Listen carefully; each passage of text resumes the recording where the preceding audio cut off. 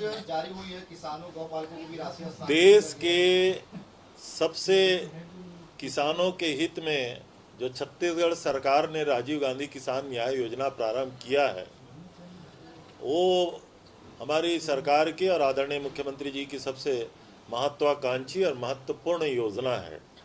Input subsidy के रूप में छत्तीसगढ़ के धान उत्पादक किसानों को 9,000 रुपया प्रति क्विंटल और धान के विकल्प के रूप में जो फसल तैयार करते हैं उनको 10,000 रुपया प्रति एकड़ देने का प्रावधान हमने इस योजना के तहत किया है। और आज इस वित्तीय वर्ष के जो द्वितीय किस्त के रूप में 1,750 करोड़ रुपए की राशि किसानों के खातों में हस्तांतरित किया गया है। सौभाग्य की बात यह है कि इस योजना को प्रारंभ करने के बाद 18 में जब हमारी सरकार बनी थी तो किसानों की पंजीयन की संख्या 18 लाख थी।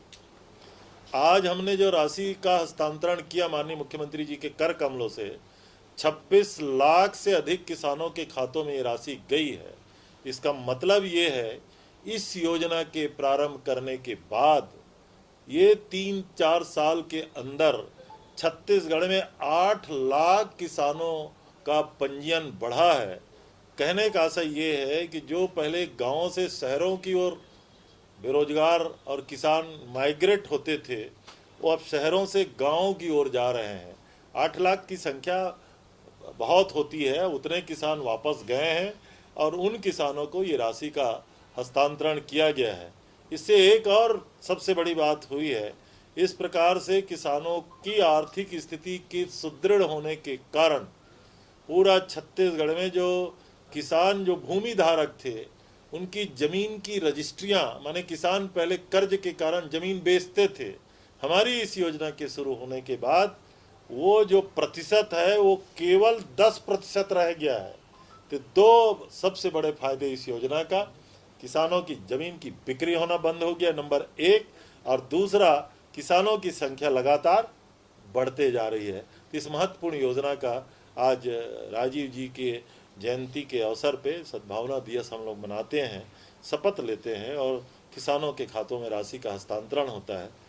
सबसे महत्वपूर्ण बात यह है कि जो तारीख तय है एक दिन भी उसमें अंतर नहीं होता।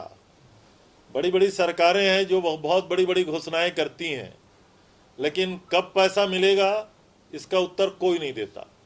लेकिन छत्तीसगढ़ सरकार ने जो तय किया है कि हम पहले 21 मई को देंगे, माने 21 मई को ही किसानों के खाते में पैसा जाता है। आज 20 अगस्त, फिर 1 नवंबर, फिर 31 मार्च, एक दिन भी तारीख राजीव गांधी किसान न्याय योजना का बदला नहीं गया है। ये बहुत खुशी की बात है। राहुल जी ने पत्र लिखा है, बीज और खाद के जो बार-बार अमानत पाए जाते बोला, लेकिन तुम्हारे बन के क्या करें भैया लगातार जो सूखे की हालात बनी हुई थी। का है तो क्वेश्चन है ना, लेट है, ये 4 महीना पहले हो चुके हैं। 9 लगातार जो सूखे की हालात बनी हुई थी, अब अच्छी बारिश हो गई है प्रदेश भर में, अब क्या स्थिति है? कुछ छत्तीसगढ़ में केवल बलरामपुर जिला है जहां अभी भी बारिश को हम लोग कम मान के चल रहे हैं, और कम बारिश के कारण कुछ फसल की वहां क्षति हुई है। अंबिकापुर संभाग के बाकी 28 तहसीलों में जो हम कम बारिश की शिकायत थी लोगों की, अब बारिश होने के बाद वहाँ काफ़ी स्थिति सुधरी है। अब मैं अपने विभाग के 2 IAS अधिकारी, एक संचालक कृषि को और एक सचिव कृषि को, तुलिका प्रजापति और अयाज तंबोली को मैंने भेजा था। रिपोर्ट ये है स्थानीय स्तर पे अब बारिश होने के बाद वहाँ की भी फसल की स्थिति सुधरी है। शेष छत्तीसगढ़ में बारिश पूरा है, हमारे जलाशयों में पानी पूरा है। हमने एडवांस में ज़रूरत में जलाशयों का पानी खोला था, उससे किसानों को सीधा लाभ हुआ है। और आने वाले समय में जो हमारा उत्पादन का लक्ष्य है और जो धान खरीदी का हमारा लक्ष्य है उसको पूरा करेंगे।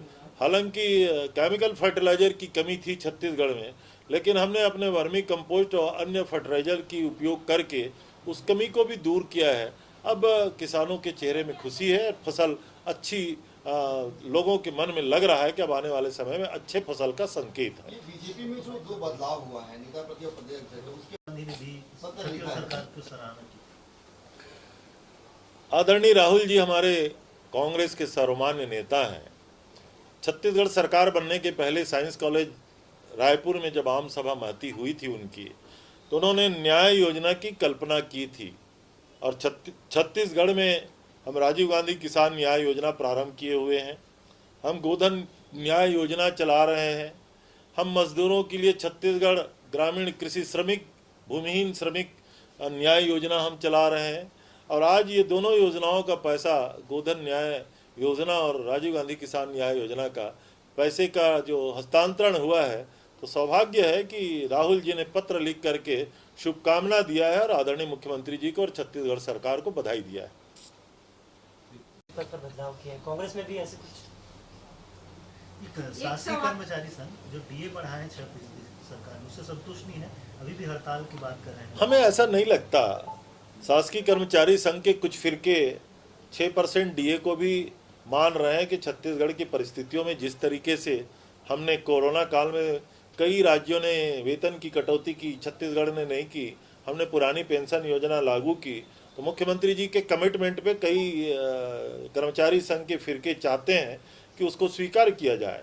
कुछ लोग अभी भी स्ट्राइक में जाने के पक्ष में हैं। हमने तो उनसे भी आग्रह किया है कि अभी 6% डीए दिया जा रहा है, उसको स्वीकार करें और स्ट्राइक का जो कॉल ऑन किए हैं उसको वापस लिया जाना चाहिए। सर, ये उत्तरी जांगड़े उन्होंने कल साड़ी पहनी हुई थी और नीचे कृष्ण जी का प्रिंट था उस पे, और उसको लेकर वैसे मैंने वैसे देखा नहीं है। कृष्ण जी के नाम से तो पूरे छत्तीसगढ़ में आदरणीय मुख्यमंत्री जी को धन्यवाद और बधाई देंगे कि कृष्ण जन्माष्टमी के दिन में सारे छत्तीसगढ़ में कृष्ण कुंज की कल स्थापना की शुरुआत हुई है। अब उत्तरी जांगड़े जी ने क्या पहना था ये तो आप लोगों ने देखा होगा, लेकिन जनप्रतिनिधियों को इससे बचना चाहिए। सर, अरुण साव कह रहे थे कि कृष्ण कांग्रेस के नहीं हो सकते हैं और वो चाहे कितने भी देखिए, कौन किसके हैं ये विवाद का प्रश्न नहीं है। हमने पहले बयान दिया था कि राम का उपयोग ये कहां करते हैं? धार्मिक विवाद के लिए, चंदाखोरी नोट के लिए, किसी की भावनाओं को चोट पहुंचाने के लिए। हमने कहा है कि छत्तीसगढ़ के कण-कण में राम है, यहां सबरी के राम है, प्रेम करने वाले राम है, यहाँ केवट के राम है, गरीबों को गले लगाने वाले राम है, यहाँ वनवासियों के राम है, जो गांव और जंगल और वन में जा कर के कमजोर तबके के लोगों को अपने हृदय से अंगीकार करते थे, उस राम की हम पूजा करते हैं। तो राम और कृष्ण में कोई अंतर नहीं है, अपना अपना देखने का नजरिया है। राम को आप किस रूप में देखते हैं, राम को हम किस रूप में देखते हैं। बेरोजगारी को मुद्दा बनाकर ट्वीट किया है कि लगातार बारिश होने से 5-6 दिन तक जो है खेत को बाढ़ का पानी सहना पड़ा, जिसकी वजह से धान सड़ गए। तो सरकार वो निवेदन कर रहे हैं कि सरकार उस पर सहन करे। अब माननीय ओपी चौधरी जी कलेक्टर भी रहे हैं, प्रशासनिक अधिकारी रहे हैं। प्रक्रिया क्या है, मैं समझता हूँ कि राजनीति में आने के केवल 3 साल में वो भूल नहीं गए होंगे। सरकार निश्चित रूप से कहाँ पे नुकसान होता है, कैसी क्षति होती है, कलेक्टर, राजस्व के अधिकारी और कृषि के अधिकारी सर्वे करते हैं, किसको आरबीसी की मदद करना है, किसको इंश्योरेंस की मदद करना है। ये बिल्कुल नीतिगत कार्यक्रम होते हैं। मुझे लगता है कि इतने जल्दी ओपी चौधरी जी को विस्मृत नहीं करना चाहिए। ये कवर्धा में 3 बार 24 अगस्त को सीएम निवास। मैं भारतीय जनता युवा मोर्चा के साथियों को बधाई देता हूं। हिंदुस्तान के प्रधानमंत्री आदरणीय नरेंद्र मोदी जी ने अपने ठीक चुनाव के पहले कहा था कि 2 करोड़ लोगों को हम हर साल रोजगार देंगे। अगर वो बेरोजगारों के हितों में आंदोलन कर रहे हैं तो उनका पहला प्रश्न होना चाहिए कि मोदी जी 2 करोड़ लोगों को रोजगार कब देंगे। ओपी चौधरी ने सर्वे का काम पूरा हो गया। कवर्धा का ही अकेले सवाल नहीं है। राजनांदगांव से कवर्धा के बीच में जो सतपुड़ा का पूरा चेन है, वहाँ प्रधान पाट, कुकरा पाट और सिद्ध बाबा की स्वीकृति हुई है। हम बजट में भी उसको रखे हुए हैं। कुछ मामले जो सेंट्रल वाटर कमीशन में लंबित थे, लेकिन हम लोगों ने ऐसी योजना बनाई है कि अब वो उस सीमा से बाहर है, इसलिए अब एक आध का तो प्रशासकीय स्वीकृति भी हो गई है। आने वाले समय में हम इन तीनों कार्यों को प्रारंभ करेंगे। साथ ही विष्णुदेव साय जी तो लगातार 2 बार 3 बार भारतीय जनता पार्टी के अध्यक्ष रहे। किन परिस्थितियों में भारतीय जनता पार्टी ने परिवर्तन किया, इसका उत्तर तो वही दे सकते हैं। लेकिन हमें लगता है कि आदरणीय पुरंदेश्वरी जी, शिव प्रसाद जी, नितिन जी लगातार आते रहे। भाजपाइयों को वो चार्ज नहीं कर पाए थे। अभी जामोहन साहब जो आए हैं, उन्होंने जिस तरीके से देखा कि अब भारतीय जनता पार्टी के पुराने लोगों से छत्तीसगढ़ में मेहनत नहीं कराया जा सकता, तो शायद इस कारण से परिवर्तन हुआ। लेकिन नेता प्रतिपक्ष के चयन में जिस तरीके से हुआ है, दूर से मीडिया के माध्यम से हमें जानकारी मिलती है कि डॉक्टर रमन सिंह जी की भी तकलीफ़ें बढ़ी हैं। माननीय बृजमोहन जी भी नेता प्रतिपक्ष बनना चाहते थे, भाई शिवरतन जी को भी उम्मीदें थी, अजय चंद्राकर तो मुखर हो चुके थे, लेकिन अब माननीय नारायण चंदेल जी को बनाने से इनकी नाराज़गी किस हद तक हो पाएगी या दूर हो पाएगी ये तो वो जाने। लेकिन आदरणीय नारायण चंदेल जी को हमने बधाई दिया है।